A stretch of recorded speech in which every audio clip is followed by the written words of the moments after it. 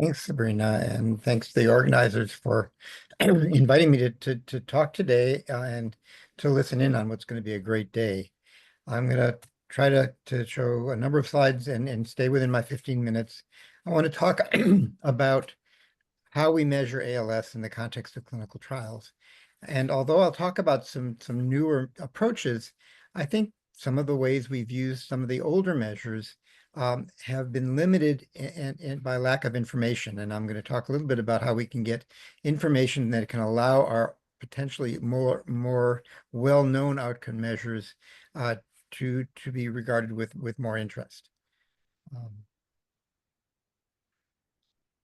I'm trying to move my screen.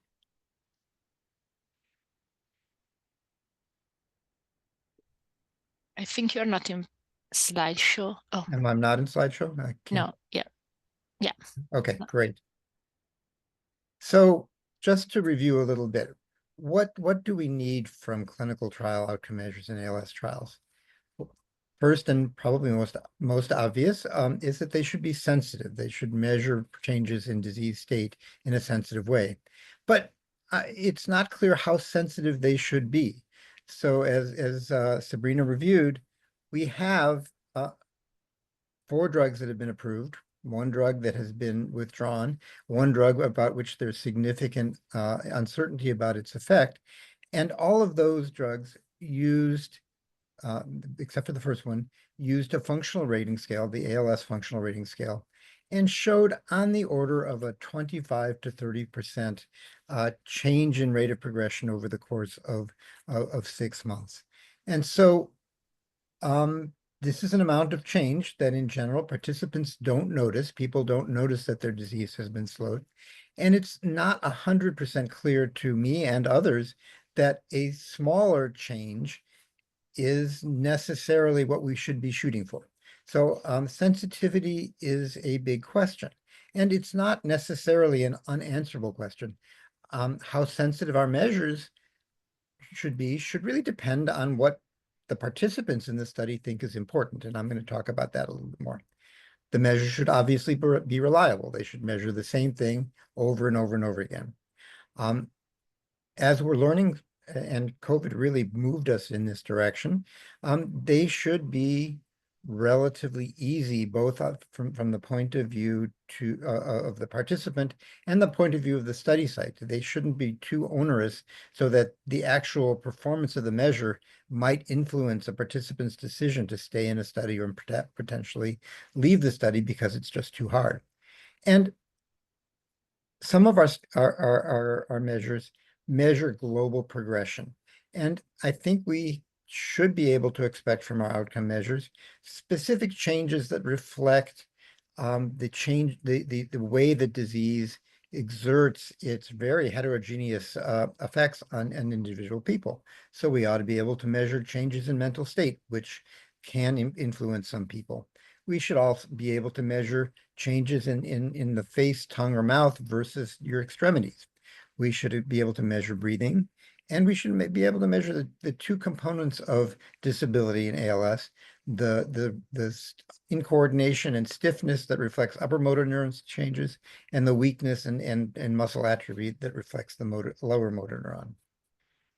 This is a really old slide that I've used many times over the past decade. And the reason for it is just to say that in terms of our well-researched measures, I'm going to focus on 2 aspects of the ALSFRS-R and vital capacity. The ALSFRS-R, Sabrina has mentioned, we know very detailed information about it. It's a 12-question scale that assesses bulbar function, fine motor function, gross motor function, and respiratory function. We know how it behaves. We know which parts of the scale change more quickly. But what we don't know is how much of a change in the ALSFRS-R represents something that's important to the participant. And I'm going to talk about that a little bit. And then vital capacity is a measure of respiratory function. We've been using it for years, but it requires historically the need to come to a study site. And I'm going to talk about how that could change. So first, I want to address the question of how much change in a functional measure is meaningful. and talk about assessments of methods to really determine how important a given change in symptom or function assessment is. And this question has a long history, not so much in ALS, but in other diseases. And so this is the pivotal paper that really got this subject on the map. And so I'm going to read the top one. So while some drugs are given to improve longevity, such as agents to protect your heart after an MI or to postpone death or a stroke, most drugs are given in the hope that they'll make patients feel or function better. And it's been increasingly recognized that physiological measures may change or not change with or without people feeling better, or that a drug may ameliorate symptoms without measurable changes in physiologic function. But even when symptom modification is measurable with a physiologic change, we still have a hard time dealing with how much of a modification is important. And so in 1989, Gordon Guyatt proposed a concept called the minimally clinically important difference. And he defined it as the minimal important difference that patients perceive as beneficial and which would mandate, in the absence of side effects, a change in management. Prior to 1989, people really didn't think of this, and basically the response was, well, clinicians have an intuitive sense of what's important. And so the first assessment of MCID was performed in 1989 with a quality of life scale that looked at people with chronic obstructive pulmonary disease. And the way they did it is that they convened an expert clinical panel that looked at this scale, looked at people over time, and made their expert opinion about what would be important to patients with this disease. And they were done this was done in a systematic systematic way, but in reality, the patient wasn't involved in this decision. The clinicians decided on what was important. And so over time, this was noticed, and it was felt that the way that health-related quality of life scales, that's HRQRL, or functional scales are evaluated, really should depend on how the patient saw what those changes meant to them. And so the definition of how to do that was changed and changed to minimally important difference, which was defined as the smallest difference in a score that a patient would perceive as important, either positively or negatively, and that would suggest a change in management of that patient. So how do you measure the minimally important difference of either a scale or a physiological measurement or a functional measurement? Well, two methods were proposed. One is sort of a statistical way where you look at the distribution of scores over a period of time on whatever you're measuring and pick a certain outlier level, say a half a standard deviation above the mean or a standard deviation of the mean, and just call that the minimally important difference. But the more commonly used now method is called an anchor-based method, which is that you design a set of questions to directly ask whether a change has occurred, and if so, how important that change is. And we've decided that this is a huge lack in ALS, and so we're implementing a study to ask that. And we're going to ask that question for the ALS FRSR, for the entire score, and for the 4 subdomains, breathing, bulbar, fine motor, and gross motor function. And so what we're going to do is a pretty simple study, and we're going to do it in the context of a very large natural history study called All ALS that James Berry will talk about more in a couple of talks. And so this study enrolls a large number of people with ALS over a wide range of functions, and they're going to have their ALS FRS administered at baseline when they start the study, and again 4 weeks later. And at that second visit, we're going to ask them a simple question, which is, rate your overall function from your first visit until now. And when you think of your overall function, think of the things that the ALS FRSR measures. And so the next question is the change important? If yes, then they'll go on and ask more questions. If no, they won't contribute to this question of what's minimally important. If the change has been judged important, we're going to ask how they rate it. Is it really, really grossly important? Has there been a major change in those 4 to 6 weeks? All the way down to there's just been a tiny bit of a change. And with this question, we can look at the change in the ALS-FRS-R that corresponds to a tiny bit worse, a little bit worse, and so on. And so we'll actually, in this simple way, be able to determine what makes a change clinically important.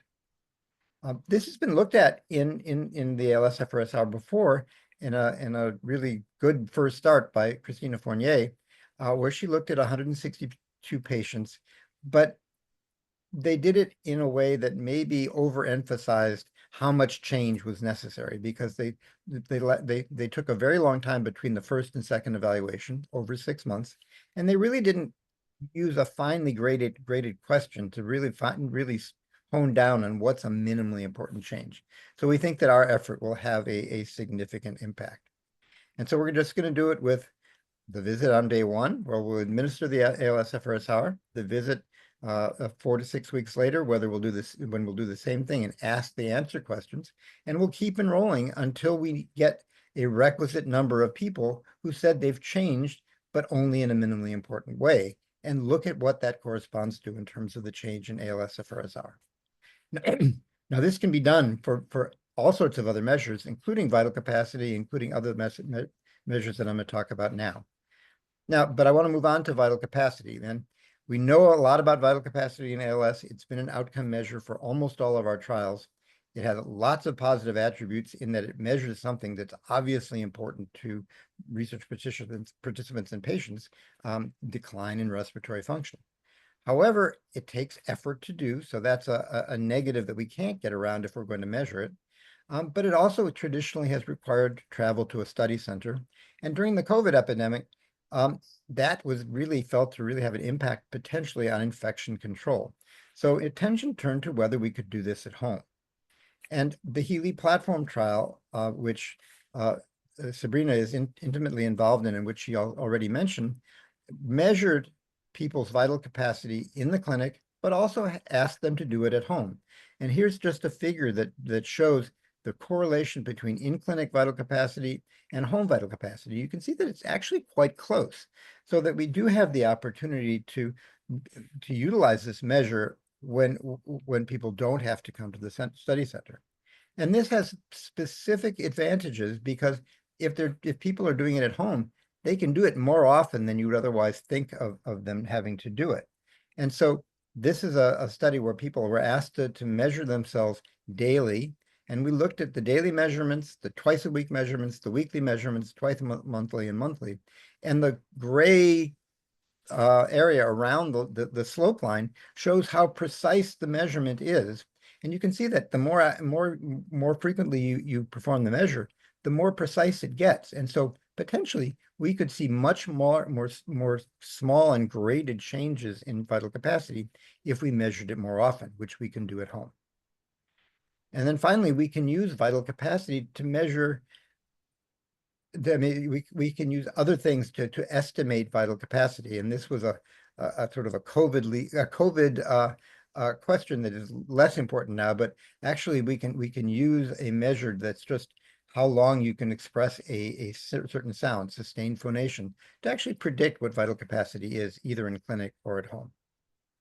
So moving on from sort of more traditional measures, there's been a lot of interest in speech over the last few years, and most of the way it's been looked at has been looking at speech as measured through an application on a smartphone. There have been a couple of vendors that have really produced interesting data, and I just want to focus on what they can do. Here is an assessment of how good an automated speech assessment is at identifying what a patient's score is on the ALS Functional Rating Scale question on speech, where 0 is no speech, 4 is normal speech. And the speech analysis actually does a great job of predicting what the score on this ALS-FRS-R question will be. It also can distinguish between people who think their speech is normal, which are the healthy controls, which are the black dots on the right, versus ALS patients who also think their speech is normal, but for whom speech analysis can detect a significant difference. So this analysis actually has the potential for really early detection of speech abnormalities in ALS. It also can distinguish between people who have bulbar ALS, who decline faster on speech measures, versus people who have spinal onset ALS, who decline much slowly, which are in the red. The blue line represents those people with bulbar disease. What I've shown you so far is all one speech app, but other speech apps can do the same thing. And I'm going to show data from a couple of different groups as well. This is data from EverythingALS and James Berry and Indu Navar, where they use a different speech app, and then they have dedicated speech language professionals evaluating the speech itself and judging its intelligibility. And so that's LE, language intelligibility. And you can see that on the left, this chart looking at correlations, the language intelligibility correlates quite well with the ALS functional rating scale question, the bulbar question. And it also does what I showed you with the other mechanism. It actually predicts the score on the ALS FRSR very well, which is the bar graph on the right. Speech analysis has been used in the Healy platform trial. And for one regimen, predopidine, it suggested a clinical effect that actually was not seen as clearly with other measures. So these are some measures of speech analysis: speaking rate, articulation rate, phonation time, etc. And you can see that the difference between placebo and predopidine for a couple of those measures, speaking rate and articulation rate, actually showed a difference that favored predopidine. And these data are one of the pieces of data from that study that is encouraging the company that sponsors predopidine to consider a phase 3 trial. Finally, we can look at movement, and you can look at it with putting accelerometers on the limb, and those movements actually correlate very well with the ALS functional rating scale, and they can be assessed very easily at home. And then lastly, this is a really innovative thing that I want to just mention. Smartphones have keyboards, which we all are familiar with. This is an app that overlays a different keyboard on the smartphone, which is sensitive to whole aspects of keyboard strikes, including speed, including how centered you are, many other things. And a lot of data is then fed into a machine language algorithm to determine what functions of finger function can change over time with multiple diseases, but specifically ALS. And this figure shows receiver operating curves on the left, and the higher the data are towards the top left, the better a predictive tool it is. And this is comparing simple finger tapping to this keyboard. And the finger tapping is the orange, the keyboard is the blue, and the keyboard predicts changes much better than the finger tap task, and can distinguish in the top healthy controls from all comers with ALS, and healthy controls at the bottom as compared to people with what was considered to be mild ALS. And then finally, as the disease goes on, which is the x-axis in this figure, keyboard use can also distinguish between people with more slowly progressive and more rapidly progressive ALS as well. And so this is a potentially important way that we can assess function of the hand movement, fine motor control going forward. So in summary, we can still use our older outcomes and learn more about them, specifically what's important to ALS patients. And we can use them in a way that reduces burden and potentially adds sensitivity, because we can measure attributes more frequently at home. Newer outcome measures can reduce patient and site burden and assess specific losses of function in ALS, particularly speech, but also movement. I very much have excluded any measures of fluid biomarkers because although they're an incredibly exciting new part of ALS research, we're going to have a talk about that later. So I'll stop there and thank you very much.